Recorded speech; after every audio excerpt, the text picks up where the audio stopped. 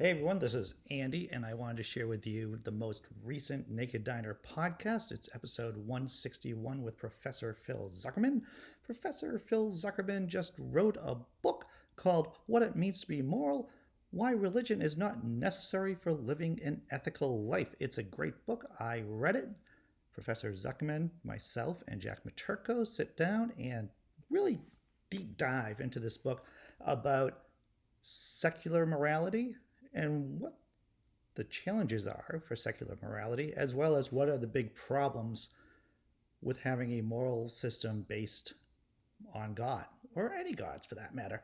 So I hope you enjoy this episode. Take care. Thanks for watching. Upvote and subscribe. Bye.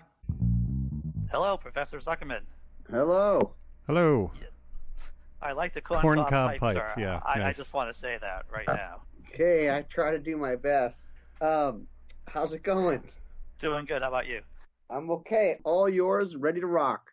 All right. Well, Professor Phil Zuckerman, thanks for coming on the Naked Diner podcast. My pleasure.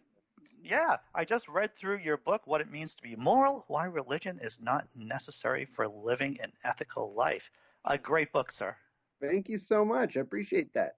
It's a great overview of the topic, and you really did jam-pack it full of nuggets of information, references, well footnoted, well referenced.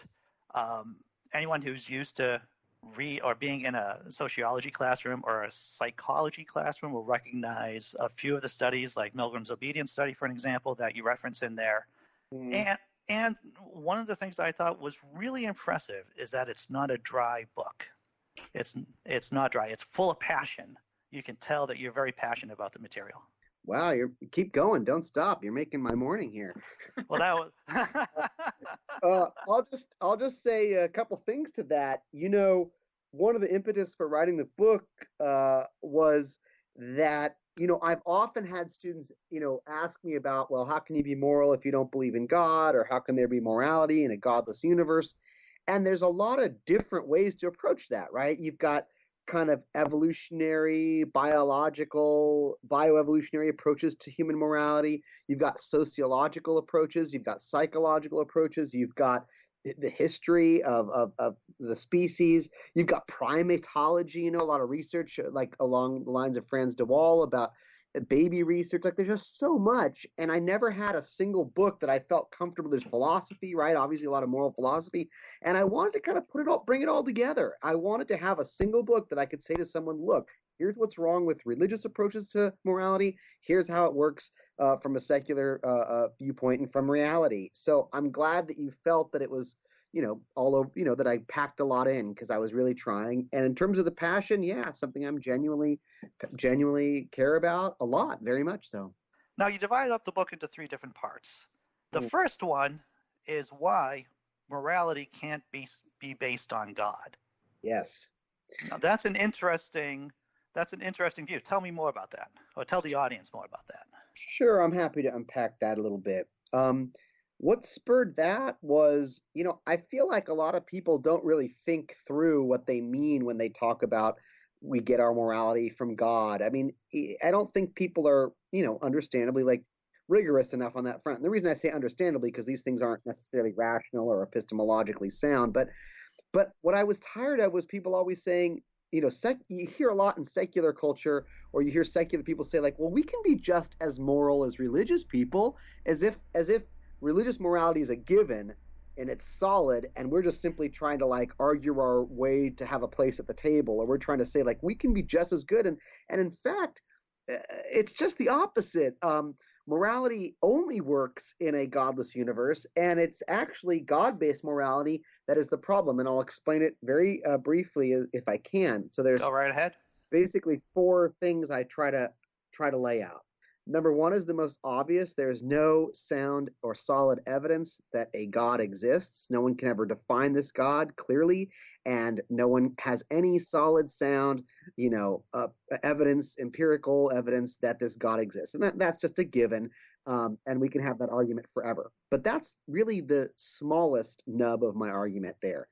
My next point is, even if God existed, so even if there was some definitive empirical proof that God existed, no one can agree on this God's moral commandments, intentions, will, or desires. And the history of religion is fighting over what does God say? Does God allow slavery? Does he not? Does God allow women certain rights or does he not? Does God allow gay people certain rights? Does he not? Does God want us to beat our children? Does he not? No one, these are just a few random examples of how no one can agree what this God wants. So interpretation becomes the name of the game, and it's human interpretation. So people tend to project or interpret quote unquote God's will to suit their own political or selfish ends. But that's also, even if that were resolvable, so even if there was proof that God existed, even if we could all agree what this God wills, like we somehow got the exact same email every morning in every language telling us exactly how we ought to behave, that now destroys morality because morality has now become a matter of blind obedience. We are now simply following the orders of a more powerful being. And anytime you simply follow orders, you've abdicated your moral conscience. You have given up the hard work of moral deliberation. You have simply resigned yourself to a robot-like or dog-like state of following orders. When you add a threat of hell or a promised reward of heaven, that makes things even worse. Now you are simply not just blindly following commands, but you're doing so to save your own ass. None of that is morality. If we were to say to a child, do this or I will beat you, that child, even if they're doing the quote unquote right thing, is not acting morally. If a soldier says aye sir to their more powerful commander because they fear getting killed or sent to the galleys, that is not morality. When my dog is obediently obeying my commandments to sit, that is not moral. And number 4, even if we just said fine, whatever, we're just going to obey because this God is so mighty, right? It's a might makes right argument at the end that, well, why obey God? Well, because he's so mighty, he can make weasels and ferrets and tapirs and fleas and diphtheria or whatever. So even if we just agree to do that, that doesn't make it moral, because moral is an adjective we use to describe things. And if we say it's moral, that means we're describing God's commands as moral, but by what yardstick? By God's. And this gets to the Euthyphro dilemma as articulated by Plato in the dialogue between Euthyphro and Socrates, in which it ultimately boils down to there's no way we can know that God's commandments are moral. They just are God's commandments. And that doesn't, to call them moral suggests there's a criteria outside of God which we're applying, which of course we don't do. If there's God, that's all there is. So part 1 is deconstructing God-based morality, showing it for all its flaws, all its warts, and all its problems, and how it actually undermines ethical progress, ethical life. And I think this was in the first section about the fMRI studies, about where in the brain people think about their own opinions, about what God, quote unquote, believes, and what other people think. You want to talk about that? Wow, yeah, that was really interesting for me. So that was in the section on interpretation and how people tend to interpret God to fit their own perspectives in the world. And this is exactly how we would expect things to be, right? People always believe in the kind of God that they want to believe in or that makes sense to them psychologically or fits their political worldview. I mean, just the other day, Sarah Huckabee Sanders said, we have a God-given right to own AR-15s, right? God, really? God, wants us to all have weapons of mass war, and that, of course, well, she likes her AR-15s, so she believes in a God that blesses AR-15s, and that's in a nutshell how all theology works.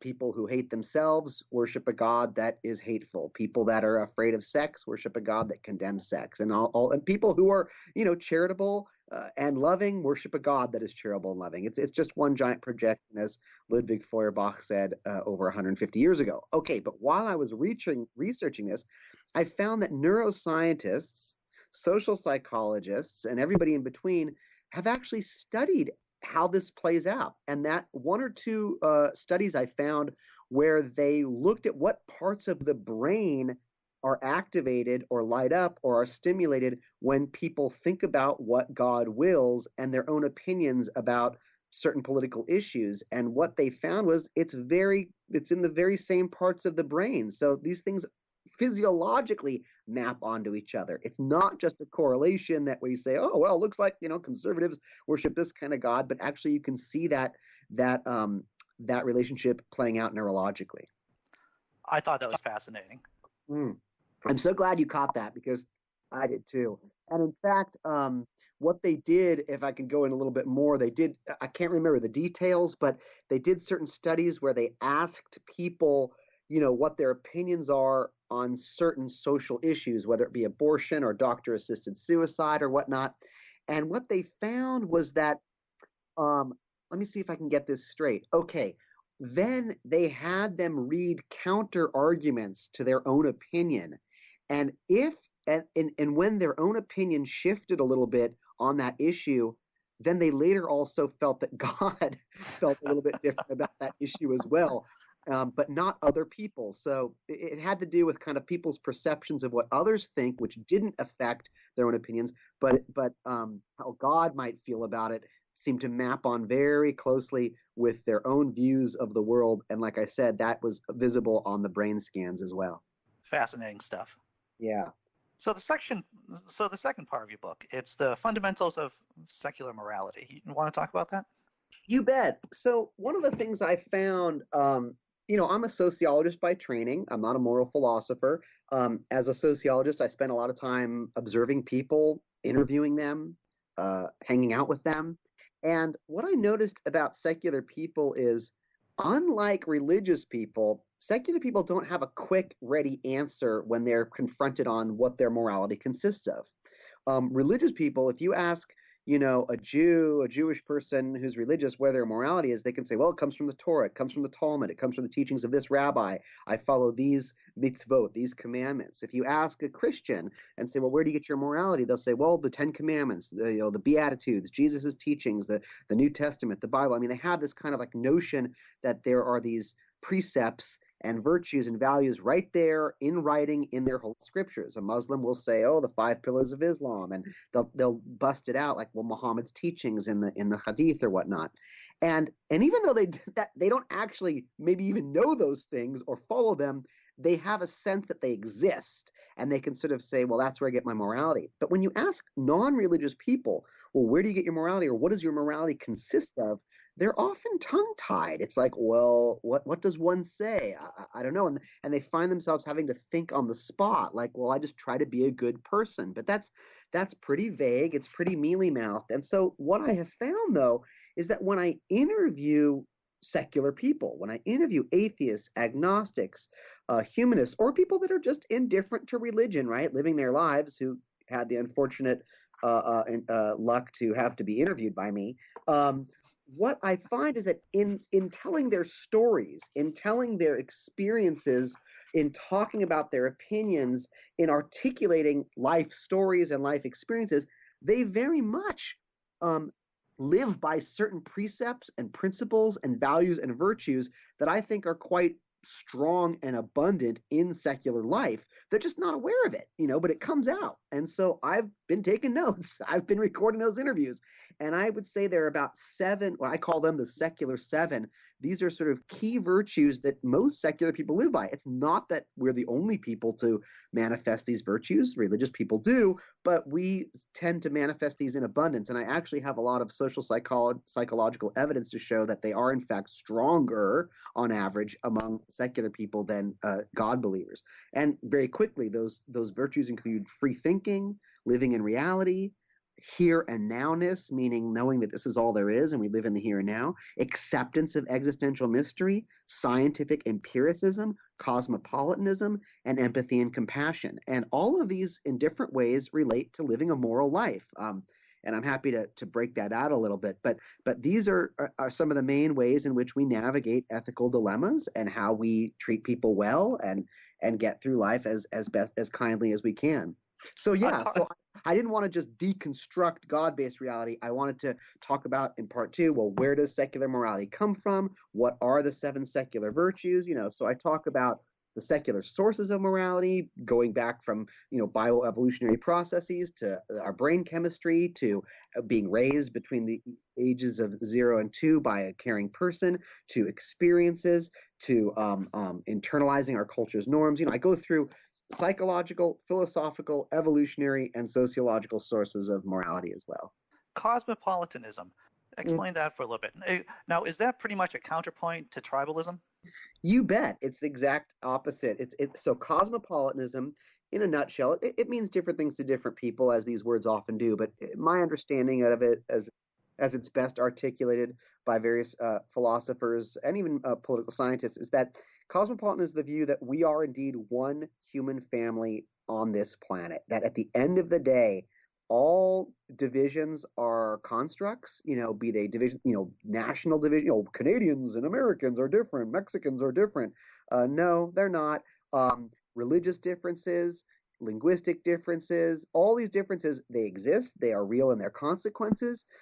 They even sometimes may be beneficial, but ultimately, a cosmopolitan is one who sees the oneness of humanity. We are one ginormous civilization. Yes, we have our differences. Yes, we have our inequalities. Yes, we have our peculiarities. Of course, how could it not be? There's billions of us, but we are all one species on a planet.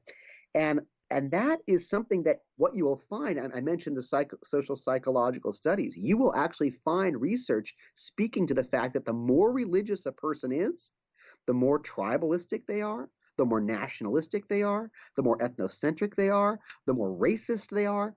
And then the more secular a person is, the less so. So it's not to say secular people can't be ethnocentric or racist or nationalistic, but the degree is significantly lower on average. So tends to be a strong correlation between being non-religious and having a more global consciousness, a more cosmopolitan view of one's fellow human beings. And we need, at the end of the day, you have to be cosmopolitan to be truly moral, because that means you're seeing everyone as deserving of respect and human rights and equal rights, because we're all brothers and sisters. Whereas, tribalism is what leads to genocide, when you feel like, well, it's us versus them, and we're superior and they're inferior.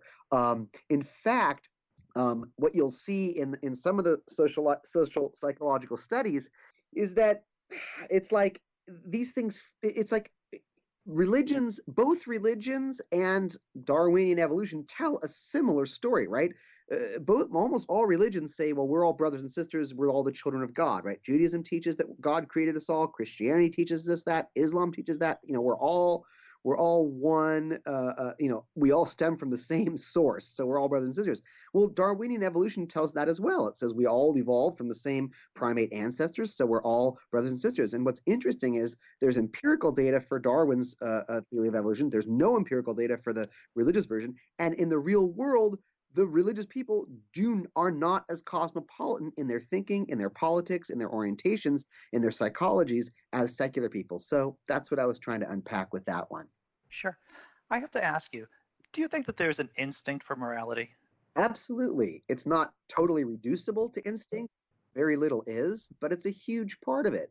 We inherit certain moral proclivities that are the result of millions of years of living in small groups as pack animals, in which we had to be caring, considerate, and altruistic in order to survive in a hostile world that was cold and full of locusts and other roaming beings looking to survive. So we developed evolutionarily. You can see it in things like oxytocin and other neuropeptides. You can see that we have a kind of, most of us, again, it's not all, there's a range, there's a bell curve, but most of us have a instinctual proclivity to be kind and to be disgusted by violence.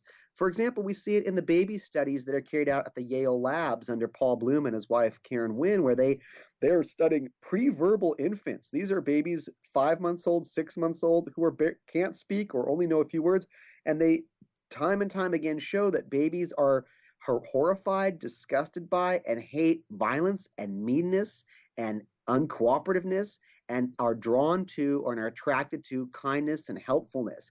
We see it in our closest primate relatives, bonobos and chimps, who exhibit high degrees of cooperation, caring, concern, even altruism. So there's definitely, I'll just quick story. Once I was driving with my family on a freeway, there was a woman who was clearly suffering from some mental illness or drug addiction or both, who was trying to kill herself by sauntering across the freeway in the hopes of being run over by a car, and she came in right near us, and my wife, had a visceral reaction, screamed, "We got to help her, you got to stop." We stopped the car, and my wife was really freaking out and urged me to get this woman into our car so we could save her life and take her to a hospital.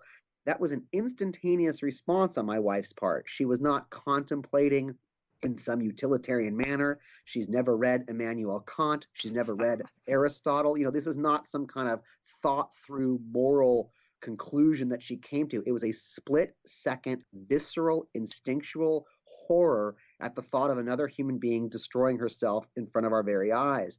And so much of our morality, I think, is in fact instinctual. I have to hand it to you. That was, I read through that section of the book, and you had children in the car with you. Correct. I had my 3 kids and a dog. And to be honest, I don't want to take too much credit. It really was my wife's prodding. I think I was much more worried, like, why would I let a stranger on a freeway at night outside of LA into my car with my 3 kids? But my wife was just like, get her now, like, save her. I don't want to scream right now because I don't want your listeners to be annoyed, but my wife was really screaming, like, you've got to save her, you've got to get her. And I even said, like, what do you want me to do? Yeah. And she said yes. And truth be told, once I went outside to try and talk to this woman, I mean, physically, she was not intimidating. She didn't seem to have a weapon. She was wearing sweatpants and a sweatshirt. It wasn't as though, had this woman seemed at all threatening, I would have not brought her in the car. But I made a kind of quick calculation that this person was not going to be harming anyone. She seemed very frail. She seemed very scared. Again, it was a risk. She could have gone ballistic and, I don't know, chewed through all our necks or something, but it worked out okay. We saved her that moment. We didn't stick with her. We called the police. We pulled over. We called 911. We hopefully got her some help. But who knows what became of that poor woman. Sure. Well, let's talk about challenges to secular morality, the last section of your book. Well, so when I talk about, all the sources of morality, I think it's very easy for someone skeptical of me to say, you've got to be kidding. Look at the world. It's full of crime and murder and genocide. Like, you got to be joking. You're gonna hang your hopes on humans. We're scoundrels. We're awful. We're greedy. We're selfish. And I wanted to take those critiques seriously and not just act like, oh, humans are such wonderful beings. The truth is, we also do have a predilection towards violence and selfishness and in-group, out-group hostility. That is also part of our evolutionary inheritance. It's not the dominant part. If it had been dominant, we would have killed each other and died out millions of years ago. So I look at humans as having a capacity for selfishness, xenophobia, hatred of others, but that potential is less than our overriding desire to be kind and cooperative. But it rears its ugly head every now and then. We also know that when our brains are abnormal or have been damaged, that can mess with our moral compass. We can lose the ability to have empathy, for example. There are sociopaths. There are people whose brains are different, and that can sometimes result in not caring about the welfare of others. So I have 2 chapters specifically about crime and kind of, the very true reality of how crime occurs. And we know a lot about what correlates with producing criminal outcomes. We have a very good understanding now about how abuse affects things, how neglect affects things, how neurological abnormalities affects things, attachment, and so on and so forth. But I wanted to take seriously the fact that, yes, people do commit crimes. They do harm each other. They are violent. But we know a lot about what causes that, and we know a hell of a lot about how to deal with it. We can't get rid of it completely, but we are very good when we want to be at reducing that kind of harmful behavior. And then I wanted to say, but that's just at that micro level. There's also the macro level of just mass genocides, and I take seriously how horrible the 20th century was, and the many genocides that occurred in the 20th century, starting with the Armenians up to the Jewish Holocaust, to Rwanda, to Cambodia, what happened in the Soviet Union. And I just say, like, look, it's true. We are able to do all kinds of destruction. God doesn't help on that front. In fact, God often makes it worse. Many of the world's worst genocides were inspired by religious fervor. But I take seriously the work of others who study genocides and study genocide prevention. And again, so I wanted to acknowledge that. And then the final one was, the thorny issue of moral relativism and, whose morality is right and how do we know and how do we judge other cultures. So to me, those are the three strongest critiques of secular morality. It's sort of like, how do we account for when people treat each other badly and what do we do about it? How do we account for these horrific genocides that are characteristic of the modern world? And finally, more epistemologically, how do we deal with moral relativism? So I tried my best on all fronts to soberly address those topics and not seem as though I was evading or avoiding them. Sure. Compare American recidivism in comparison to, let's say, Scandinavian recidivism. Yeah, so that was in the section on, we do know how to reduce crime in our society. So recidivism refers to, there's different ways to measure recidivism, but the recidivism rate usually means what percent of people, if you incarcerate people in a given year, what percent will be reincarcerated within 5 or 10 years? Meaning, what percent will go out, commit other crimes, get caught, get arrested, and get re-put in prison?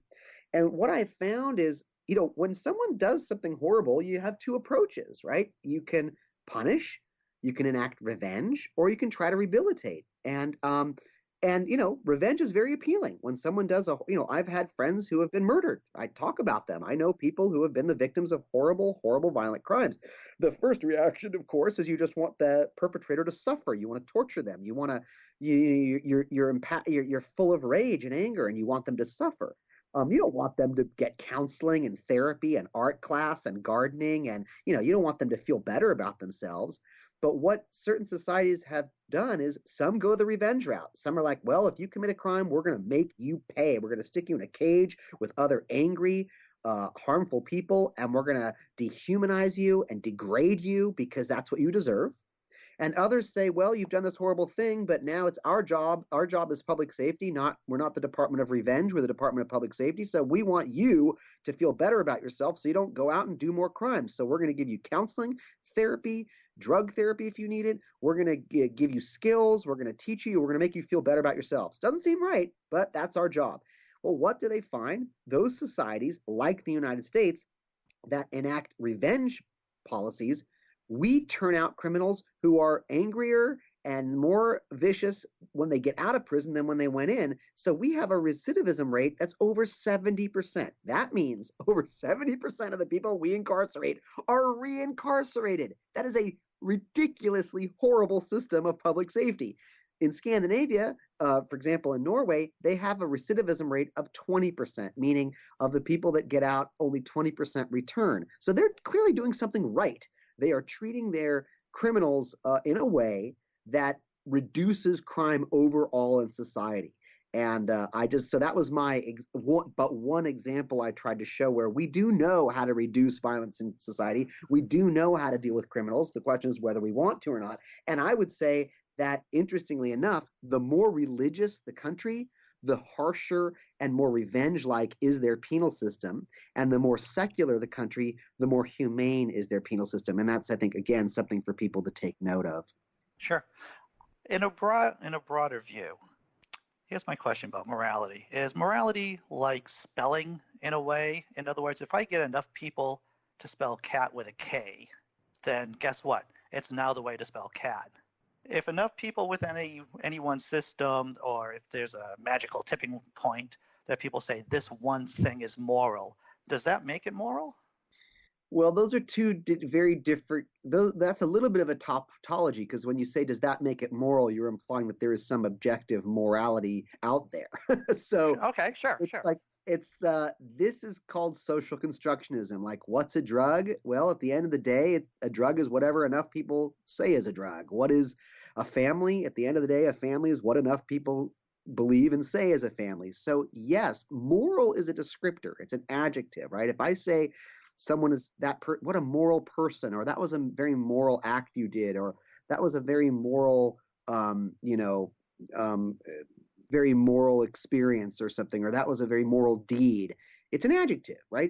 Like beautiful or intelligent. Well, what is beautiful? Beautiful is only what enough people say and believe it is, and nothing more. There's no objective criteria to what is beautiful, and you can't convince someone that something's beautiful if they just don't think it's beautiful. Intelligent, like this is a word we construct, as Ludwig Wittgenstein said. Like words only have meaning in usage. Like so, we use adjectives like to say something's funny isn't saying much, right? Like, well, what do you mean? Well, it makes you laugh. Okay, I guess maybe that's a bad example. Yeah. But what makes people laugh is different from culture to culture, place to place, time to time. I remember seeing Wayne's World in Jerusalem in the 90s, and me and my American friend couldn't stop laughing where these Israelis were just staring at the screen like, what the hell's going on here, right? Sure. So I couldn't so the point I'm trying to say is here, moral has to be defined. Well, what does one mean by moral? And that is an open question, and it's related to time and place and culture and context and proclivities and philosophies. And so what I would say is, to me, right, moral has these components. It means treating people the way we want to be treated, alleviating unwanted suffering, helping those who want the help, being honest, being kind, being altruistic, seeking justice, seeking fairness, and so on and so forth. That's what I mean by moral.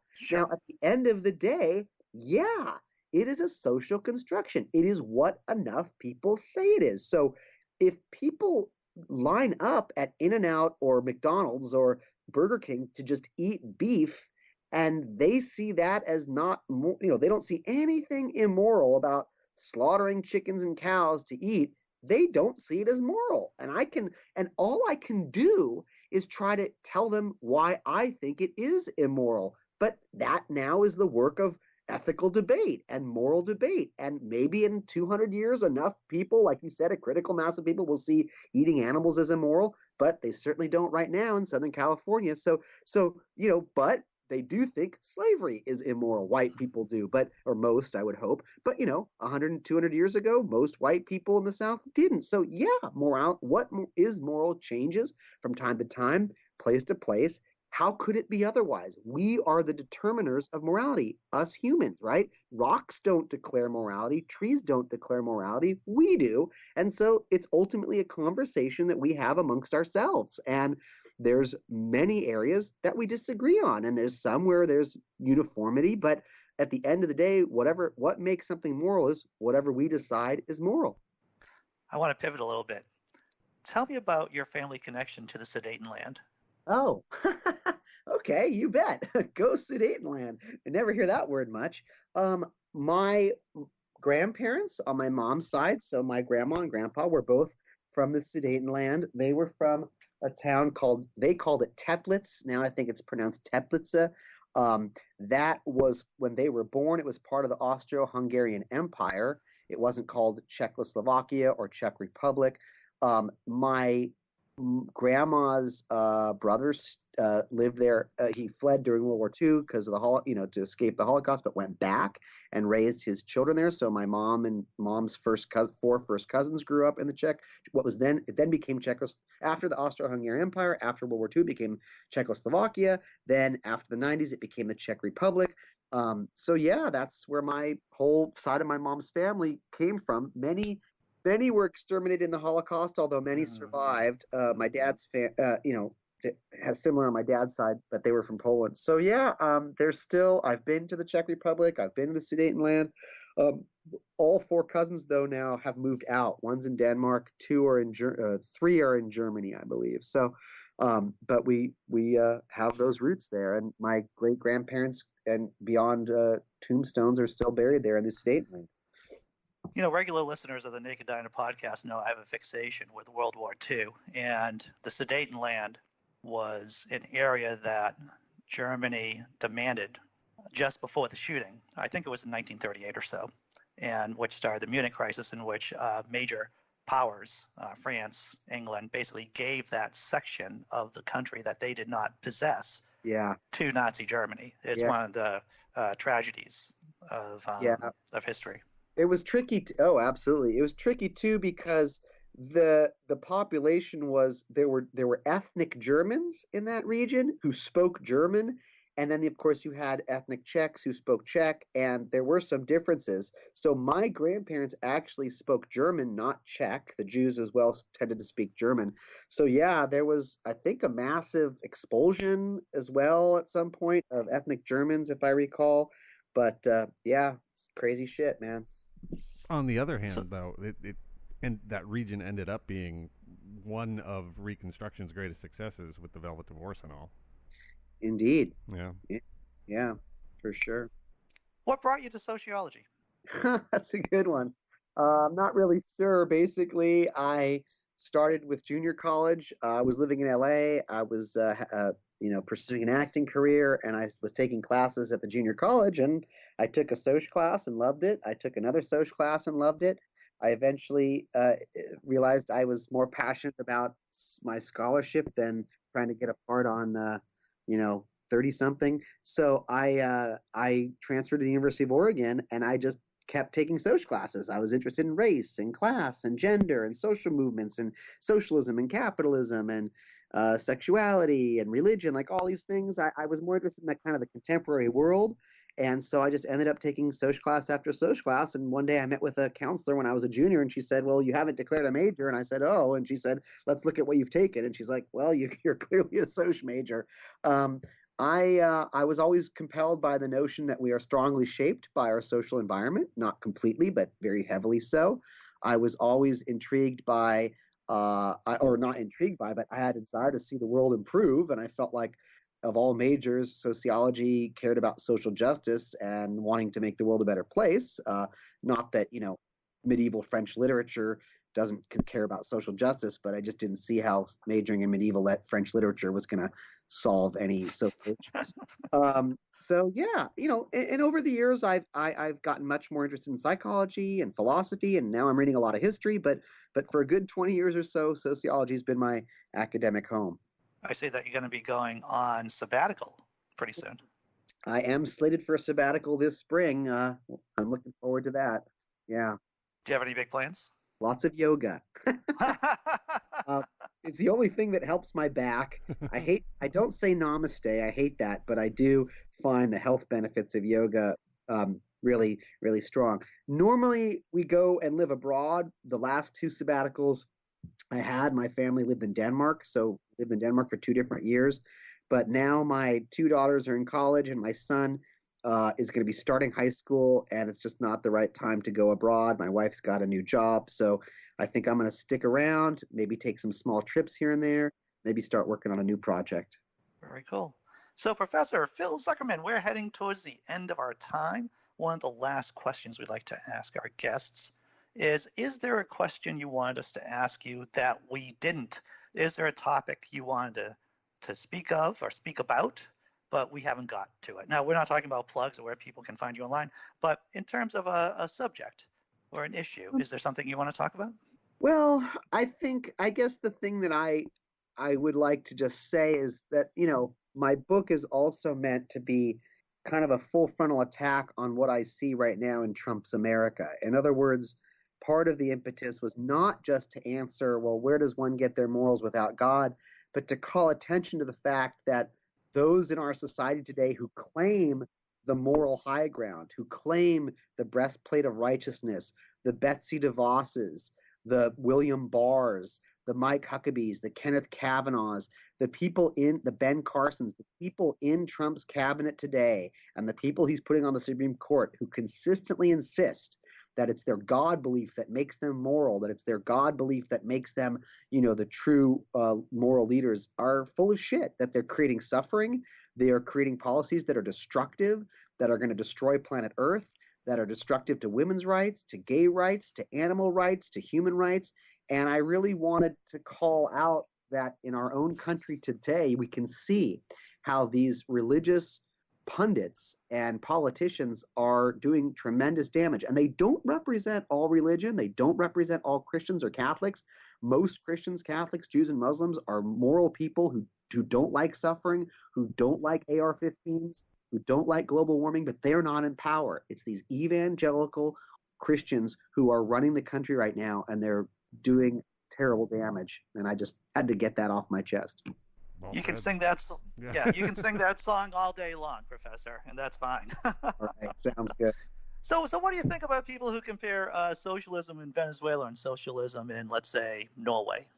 It's so ridiculous. I mean, talk about a straw man. Talk about like, I mean, it's sort of like not debate 101, but let me say clear thinking 101 is when you have a disagreement with someone, you don't show them in their worst light, you show them in their best light, right? So if I want to critique, Christianity, it's a real low blow to bring out what I've done, like to Sarah Huckabee Sanders. I should talk about Martin Luther King and say, like, hey, here's a moral beacon, but let me tell you why he was wrong about God. Um, and the same thing works with, secular people. If religious people want to critique secularism, don't bring out Stalin or Pol Pot, bring out Nelson Mandela, bring out W.E.B. Du Bois and bring out some more secular moral beacons and then show why their secularity is still problematic. So it's the same thing with this notion that people want to trot out Venezuela and say, well, look at socialism. We all know that Venezuela is a disaster. It's not a democracy. It's a dictatorship, just like the former Soviet Union was. So why not talk about social democracies like Scandinavia that work extremely well? So to me, it's basic nonsense when they bring that out. I mean, I will say that those societies in the world in the 20th century that labeled themselves communist or labeled themselves socialist were disasters. So we do have a branding problem here. I mean, there's no question that those societies from the Soviet Union to socialist regimes throughout Africa and Latin America were disasters, and they were disasters because they were dictatorships. They were disasters because they had no respect for democracy or human rights. So there is a branding problem, I believe, that we have to own. But yeah, no, that's why I like Bernie always say I'm a democratic socialist. I'm a democratic socialist. And what he means there is that I don't want a state-run dictatorship that violates human rights. I want full, healthy democracy that still cares for the needs of those of all of us in terms of healthcare and education and whatnot. Well, I think that's a great place to end. Professor Phil Zuckerman, author of What It Means to Be Moral, Why Religion is Not Necessary for Living an Ethical Life. Thanks for coming on the Naked Diner podcast. Thank you for having me. I really appreciate it. Yeah. I had a lot of fun. Yeah, that was amazing. All right. Thanks so much. Take care. Thank you. You too. Bye-bye. Bye.